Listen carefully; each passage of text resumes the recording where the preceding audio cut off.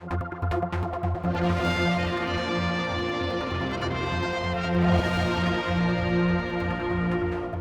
come on to something that's quite topical. It was mentioned by David, talking about the promenade scheme, which obviously is very topical at this time. The question is, should we not in fact be wanting to keep the horse trams? Would it be a loss of tourism if the horse trams went?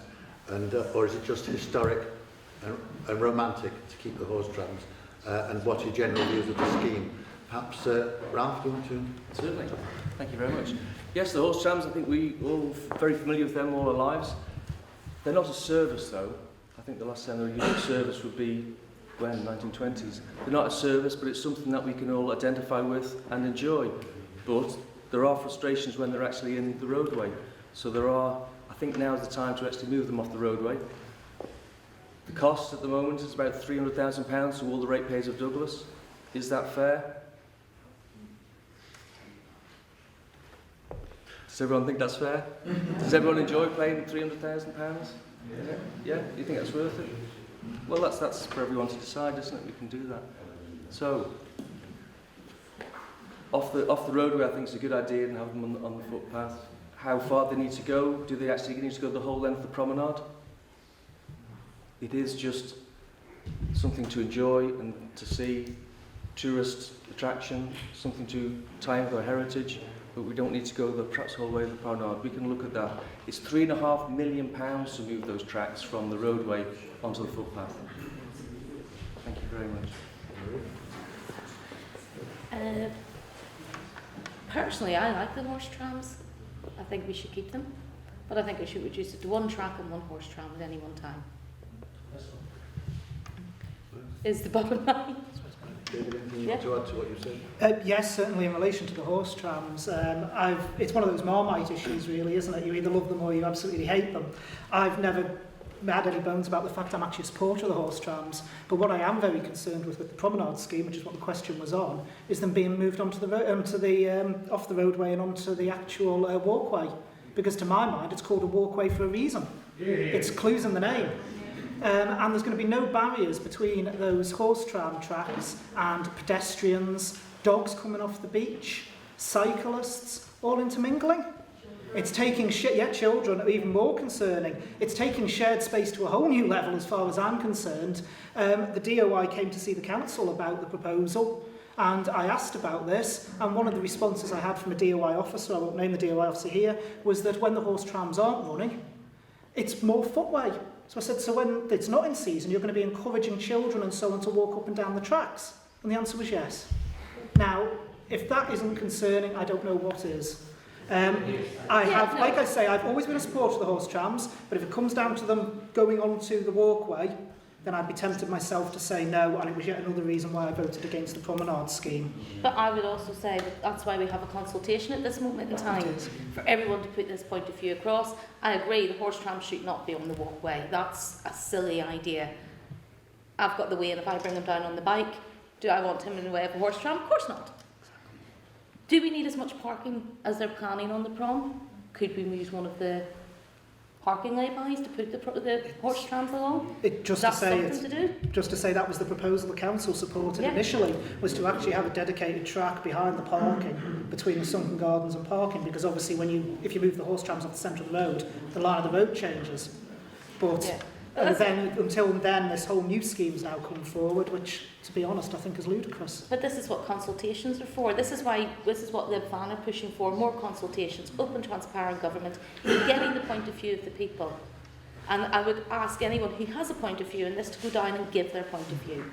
Okay, well, thank you very much. Let's go on to the next question. Here's a question. Are you supportive of the idea of an all-island rate?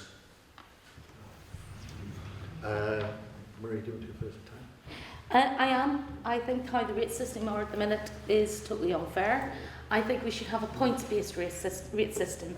It's currently used in the social housing at this moment in time. So the system's there, we can transfer it to the whole of the island. So someone who's living in a 3-bedroom house in Douglas will pay the same rates as someone living in a 3-bedroom house in Ramsey, to begin with. Ideally, LibVan, we do have a policy in place that we would like to see. The policy we have is you would pay part of your tax, a small tax that would be towards your rates. 0.5%, 1% from your wage will be your rates. That's our long-term goal. We know that is a long-term goal, and in the short term we want an all-Ireland system based on the point system. David? I've always been very clear on this issue as well. I actually don't support an all-Ireland rating system, and there's very clear reasons why. Firstly, I think it's overly bureaucratic, because I think you'd have to have it set centrally. So who would set it? Would it be the House of Keys? Would it be Tynwald each year at what the rate level is going to be? Because if it is, bear in mind there's only 8 Douglas members, and there's a lot of other members from the shires. What are they going to vote for a higher rate each year? No. They'll set the rate at what they believe is popular in their area, and it might not be enough to sustain Douglas's services. But I think the fundamental problem with the rate system, Maire just mentioned there about points-based system for housing. Well, I'm chairman of housing for Douglas Council, and I actually think the points-based system on housing is failing. I'd like to see that radically reformed, so I'd hate to see it applied to a rating system. I think the way you tackle the rating problem is actually local government reform. And I do apologise if there's anyone in here from Bride, because I always use them as an example. It's nothing against Bride. But when you think of the services that Bride have to deliver, and again, without trying to be disparaging, a park bench, a lamppost and a few other bits and pieces, it's no wonder that they're levelling such a low rate. If you create bigger local authorities on the island, where town districts are dragged in alongside more rural districts, then that will actually create an equalisation of rates across the island. And that's the way I think you'll get fairness in the system. Until you actually get local government reform, there will be no fairness in the rating system. And if you centralise things with government, you will also find who will collect the All-Ireland rate and then distribute it, Treasury, and then they'll charge an administration fee on top. So at a time when I think we should be getting away from bureaucracy, an All-Ireland rate would actually make it more bureaucratic. Thanks. Ralph, if you would like to reply, we've gone on to also local government reform, so if you wish to comment on that, please do so. Thank you, Mr Chairman. Yes, in my manifesto I do support an all-Ireland rate system. I think that would be sensible, and we can make efficiencies through just having one rateable system. The idea of having all different rateable systems in the Isle of Man just leads to inefficiencies, which is then passed on to the customer. So yes, all-Ireland rate system. Local government reform? Well, local government reform as well, that's correct. There are 24 at the moment, so we could certainly do with looking at that. And again, it's efficiencies really, efficiencies which will then bring effectiveness. If we can have that mindset throughout the island, in government and elsewhere, we can then enjoy the effectiveness and efficiencies that will bring. Are you going to comment on local government reform? Local government reform is needed, is the bottom line. As David said and as Ralph said, we need to make it more efficient.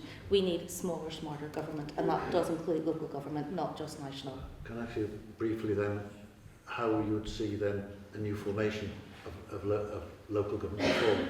How many areas would you see? David? I'd go to 5. I'd go north, east, south and west and Douglas.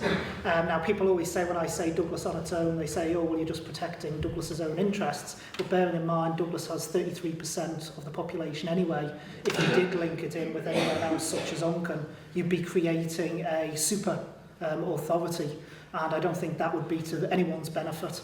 I think the 5 local authority model would work well for the island, and it would be enough to bring those smaller districts in with town districts to create the equalisation of rateable value that I was talking about. Marie? We would have to have a consultation on it, and we'd try and get the different points of views across, and then it would come to an agreement within the party, and then for it to our party membership, and that would make our decision. So the party hasn't got a policy on local At the moment reform? we haven't actually got a specific policy on local government reform. Okay. I would agree with David actually. I think Douglas and 4 others. Okay. The next question was actually addressed to David, but obviously it's a question for you all to answer. It says, as you talked about your manifesto, it's in your manifesto you state you would like to see free television licences for the over 75s restored. Does this mean they are on the point of being taken away? Because I would assume this would be the decision of the UK government first. Yeah, it is a decision of the UK government, but the Treasury Minister announced in his speech at budget time that he wanted to remove the free TV licence for the over 75s. As the questioner quite rightly says, it's got to actually go for approval from the UK government because of the regulations in place. But I don't think we should be proposing that at all. In fact, in the election campaign in the UK, Mr Cameron backed up and actually stated he wanted to keep the free TV licences for the over 75s. So what would that message that send out again when we're talking, as I mentioned in my introductory bit, about government using the phrase age burden and all the rest? What message are we sending out to those older ones in our community? I know the Treasury Minister probably won't be happy with me, but I've used the phrase time and time again. I feel the last budget was the basher pensioner budget. That's the way it certainly came across to me. And I think, we should be recognising the value of the elder people in our communities. Like I say, economically wise, they've got huge amounts of spending power. And I think they're actually an asset to our economy. Rob? Yes, I do think that the over 75 should retain a free TV licence. I do say that in my manifesto. And yes, it is a proven fact that the older people do actually contribute 15% to the economy. Yes, of course, they should remain free for over 75s. As we said, it's the UK government, it's not the Isle of Man government that pay for it. I don't think the Isle of Man government has the right to take that. There is a cost. I don't think we should be doing that. Why shouldn't I spoil my vote on the 21st of May? Will one of you really make any difference to the current regime and stand up to the old guard? I don't think you should spoil your vote. I think you should use your vote, and if you're unhappy with any of us, spoil your vote. It's a recognised form of showing your discontent. I'd rather people spoil the vote than don't vote. But in answer to the question, how can we challenge the old guard? LibVan has been challenging the old guard since 2006. We will continue to do it. How we change government in the Isle of Man is bringing in party politics. It's why I joined LibVan. I truly believe that. You are standing you're voting not just for me, you're voting for the policies that I represent. And those policies I represent are party policies. Unlike the independents, and it has been proven time and time again, independents will go into government, independents go in on a manifesto, and once they're in, it goes out the window, especially if they become a minister and they're signed up to collective responsibility. That goes straight out the window. People have all these promises, I call them pie crust promises. You have them and they're easily broken. And unfortunately, that's what's been shown time and time again. Independents get in and they get drawn in to the old guard. They go in saying, I'm going to stand up to these guys, I'm going to fight against them. They don't. And that's why the independent system needs to change. It's why we now need to bring in party politics on the island. I would love another party to have as many members as we have, and to have the same MHK amount that we have. And we can have a proper party system. That's what we need. We need that on the island, in government, in order for there to be change. We need accountability. We need for you to turn around and say, I voted for you, you're going against your manifesto there, why? I'm happy to answer that if I have to do it. Everyone else should be. Everyone else should be accountable to the people who elected them, and they should stick to the mandate that they were voted in on. I can actually include another question here, which links in with that, because this says, for the independent candidates, why vote for you when you are just one vote? I do think a group of independents actually is better than a party. It has to be the right individuals, and it has to actually be people who actually do want to make a change, who do actually want to put the effort in to have values high enough that they will actually stick to. I realise you have to make that decision, and it has to be from the best people out there, but a group of individuals working together with like mind, and you have to seek those out and work together, will actually then move forward and not be constrained with party politics. That's my belief. Thank you. Well, firstly, can I just say, and I think I've made it clear many times before, I'm not in favour of party politics. Maire mentioned there about independents getting in the manifestos go out the window. I think you've got more chance of holding an independent to account for the manifesto going out a window than you have a party. I mean, how many people believe that the UK government's going to one of the pledges in their manifesto? I can't name one country in the world where parties don't seem to get in and the manifesto goes out the window. I think what is actually important is that you have someone you feel you can trust as your representative. And if there is someone you don't feel that you can trust, then by all means go to the ballot box and spoil your paper. Make the stand, but as was said, do vote. I actually, as I said in my opening speech, if elected, I'd work with anyone if I agreed with them. The second question was about independents only being one vote. There's been several votes in House of Keys and Tynwald where that one vote matters. And I think you've got more chance of having a debate between independents and coming to the right decision than you have a party agreeing policies themselves and then trying to force that through a house. I don't believe that works. I don't believe that works at all.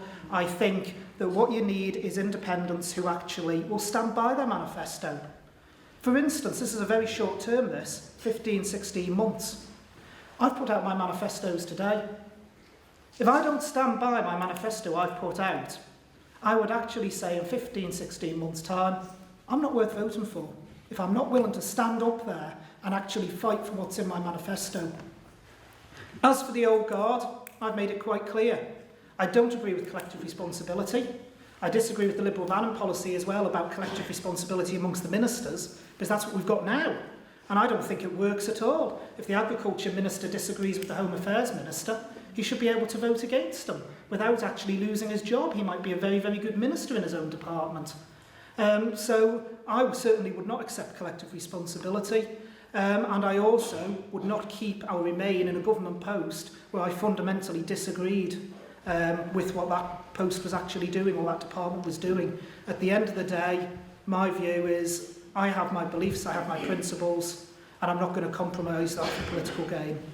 Can I come back on that, please? David compared us to the UK there and the UK government.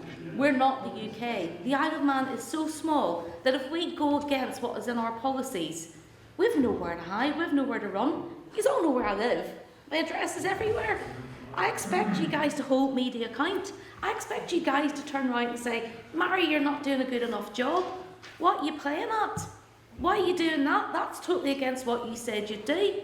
And if I don't give you a good enough answer for that, don't vote for me next time. I'm happy for that. As David did say that as well for himself. Which is exactly the same thing you can say for independents. Right? Yeah, but the difference is, independents, both guys have said they want groups of like-minded people. That is what a party is. A party is a group of like-minded individuals who all have their own ideas, but they have the same core policies, the same core beliefs. That's what we have in LibVan. We're all totally independent people. We don't follow a party line. We have the same core beliefs. When we sit down and work out the policies, it's not Peter or Kate who work out these policies, it's the party as a whole. We have a core group of about 12 of us. We sit down, we come up with the policies. They then go out to the party membership. If they disagree with it, that policy gets taken away. Right, okay, thank you. Should the government buy the steam packet? Ralph? Has the government got the money to buy the steam packet? No. So, no, I don't think the government should buy the steam packet. I don't see where it's going to get the money from, the steam packet, to do that. David? No, I don't believe government should buy the steam packet. You tend to find when government runs things, things become more bureaucratic and more problematic. And with the issues we've been experiencing recently, I'd hate to make things even worse. But what I do believe is that part of the user agreement renegotiation, there should be a government supervisory committee over the steam packet to actually have the steam packet reporting to it so that they can be held to account. And also the user agreement needs to actually be tightened up, because I think that the level of service that has to be provided under the current user agreement, to be honest, from what I've seen of it, I don't see how the steam packet can fail to deliver that level of service, really, unless you had a couple of boats sink. It's very, very hard for them to actually fail to honour the user agreement. I think what we need is the more public accountability of the steam packet, because it is a lifeline to the island. It is very important. I mean, the example I always use, and for anyone who knows of the political barometer of my mother, who's never shy of sharing her opinions with me, if Ronald's Way actually closed tomorrow, what would happen? There'd be huge inconvenience with no flights, but we'd muddle through until something was sorted. If the steam packet stopped operating tomorrow, what would happen? This island would grind to a halt within a week. So it is absolutely crucial that government does have a certain level of control over the steam packet, but I certainly don't agree with government owning or running it. I think that would be a recipe for disaster. Has your mother ever thought of standing? well, Leonard, you've met my mother, and I've said to her for many years she should. You could have had 2 Ashfords on the stage tonight. No, the government shouldn't buy the steam packet. Of course they shouldn't buy the steam packet. But what the government is doing, and this shows that LibVan aren't naysayers of the government currently have it out to tender. There's 9 expression of interest. We agree with that. We think that's a great idea. The steam packet might get the tender, but if they do, it will be through an open and transparent process. It won't be behind closed doors, and it won't be friends making friends. David did mention if Ronaldsway closed, we wouldn't cope. Well, we would cope, sorry. And For a short time. yeah, for a short time. But we've got Jerby. There's another field there. It could be used. Yeah. It's a last resort, but it is there. What LibVan want to do, we have a policy. It's explore the development of a privately funded deep water link span to encourage competition in sea freight, transport and attract cruise liners. We're not saying government to pay for this, a private enterprise to pay for it, but to make government amenable to that private enterprise. That's what we need. The cruise liners come and we miss them because the guys are on a little boat in and out. I don't want to do that if I was on a cruise. I want the cruise liners to come up. Get them on land, get them to spend the money. Sorry. Just to say, that's already in the Douglas Town Centre Master Plan. Okay.